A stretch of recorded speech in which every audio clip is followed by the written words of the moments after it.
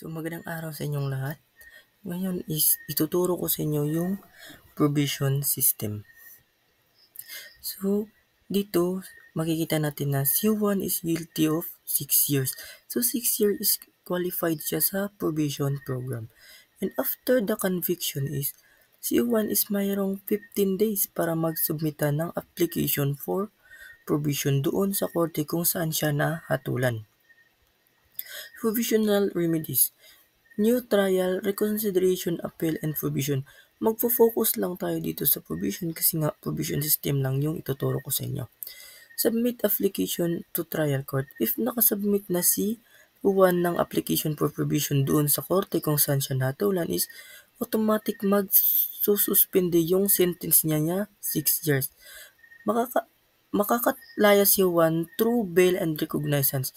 Itong bail is magbabayad si Juan para sa kanyang temporary na kalayaan. At dito naman sa recognizance is may taong manunumpa para kay Juan para sa kanyang temporary na kalayaan. Pagkatapos ma-receive ni court yung application for provision ni Juan is mag-notify siya doon sa prosecutor officer para magbigay ng comment regarding sa application ni Juan. Within 10 days is dapat makasubmit na ng comment itong si prosecutor kay court regarding sa application nga ni Juan. Trial court after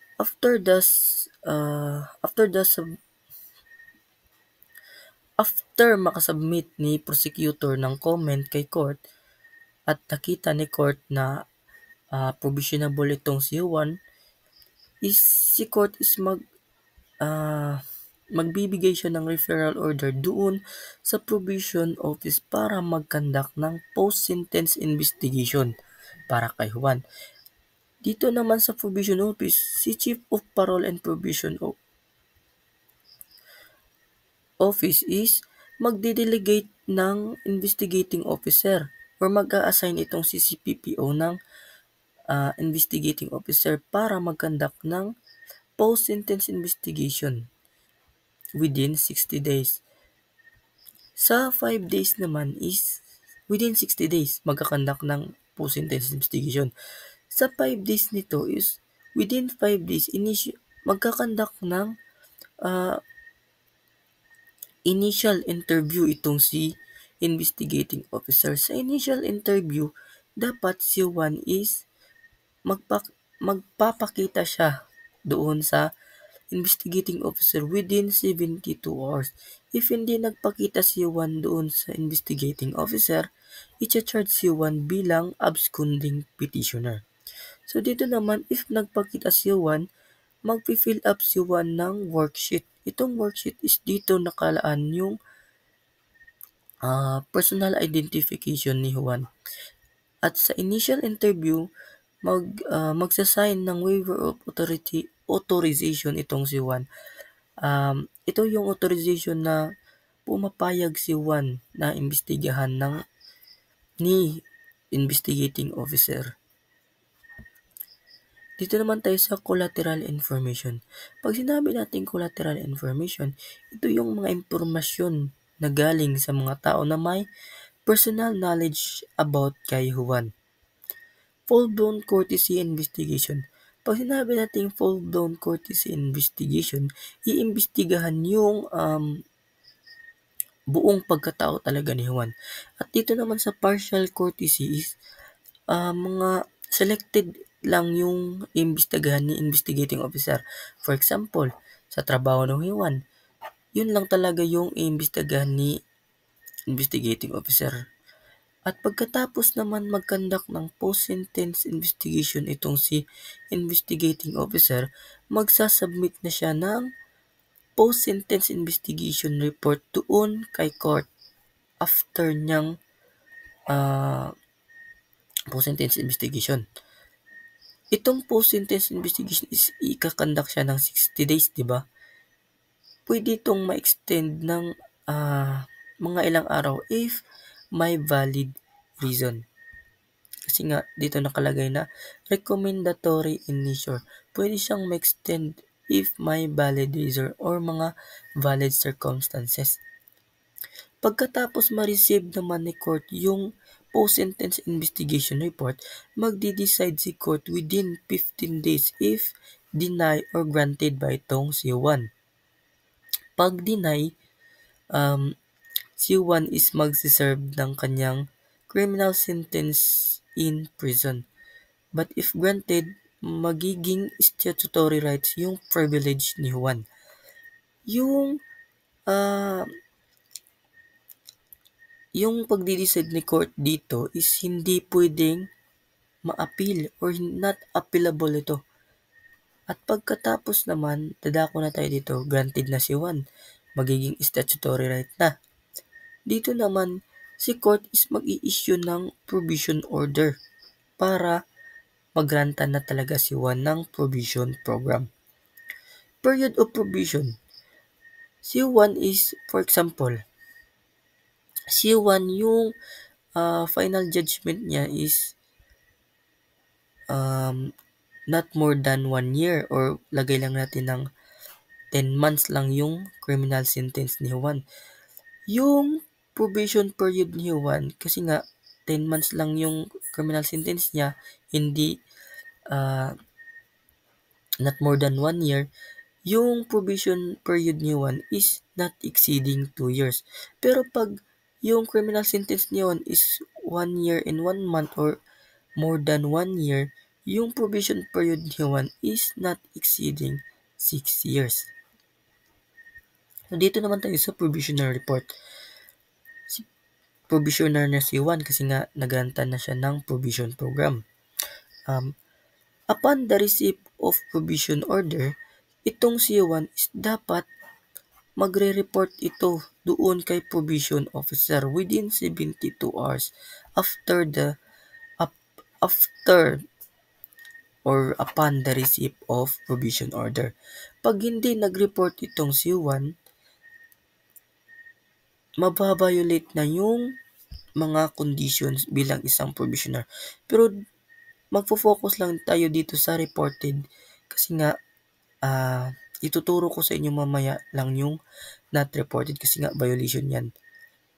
Ituturo ko mamaya lang yung violation of provision. Magpo-focus muna tayo dito sa reported. So, reported.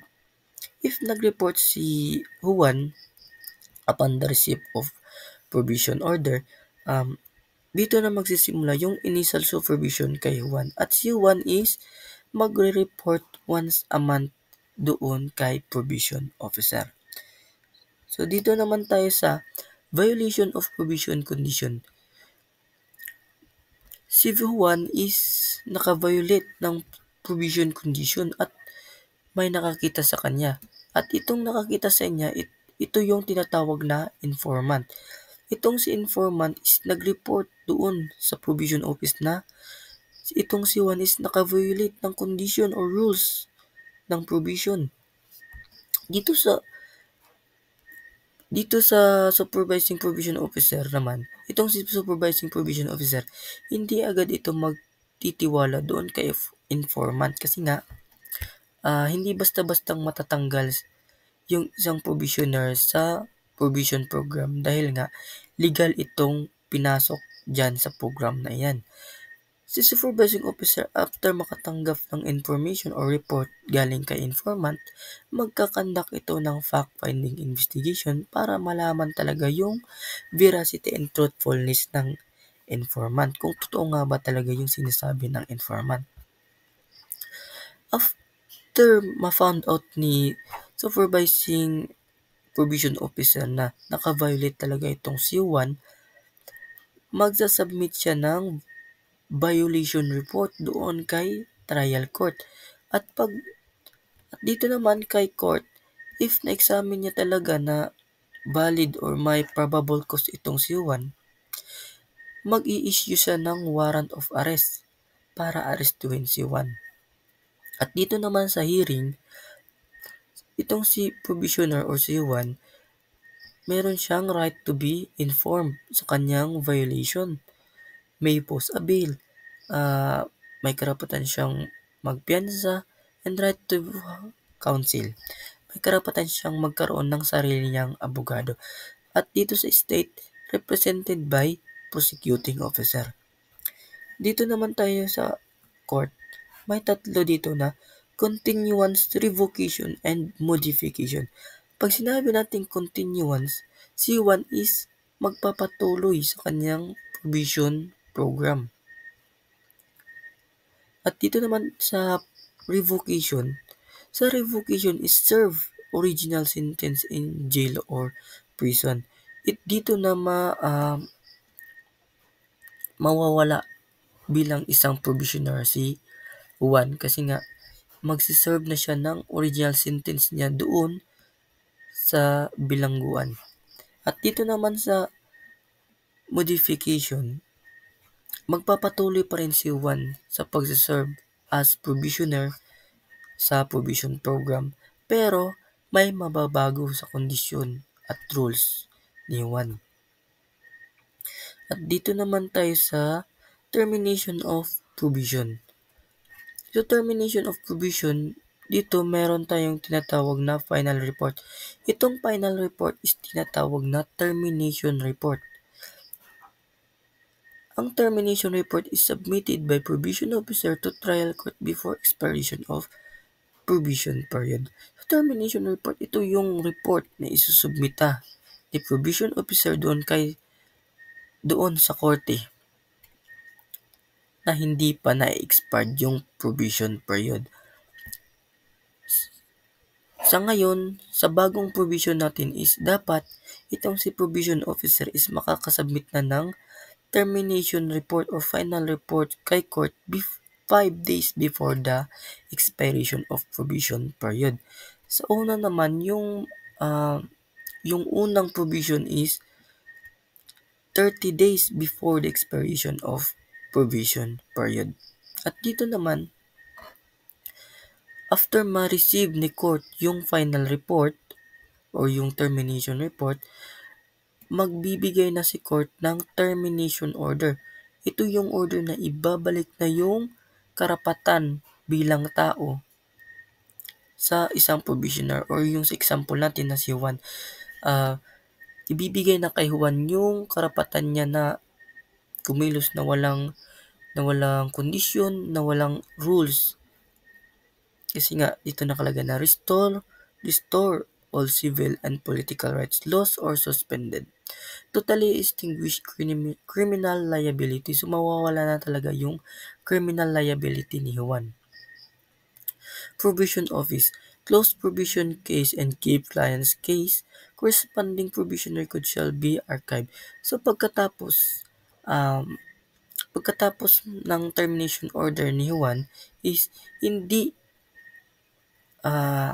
dapat mawawala yung mga documents ni Juan, yung pagsiserve pa lang ni Juan ng probation. Kasi nga, magsisilbi itong permanent documents ni Juan na may record na sa probation. Kasi nga, if ever man na makakommit ng krimen ulit si Juan is pag-scan na or pag-examine doon sa probation office na may record na ng provision itong si Juan is hindi na siya makaka-apply uli ng provision kasi nga nandoon yun sa disqualification of provision na dapat makaka-apply ka lang ng provision if hindi ka pa nakapag-apply nito nung una. So, yun lang po at maraming salamat sa panonood. Sana may natutunan kayo sa video na ito. Salamat.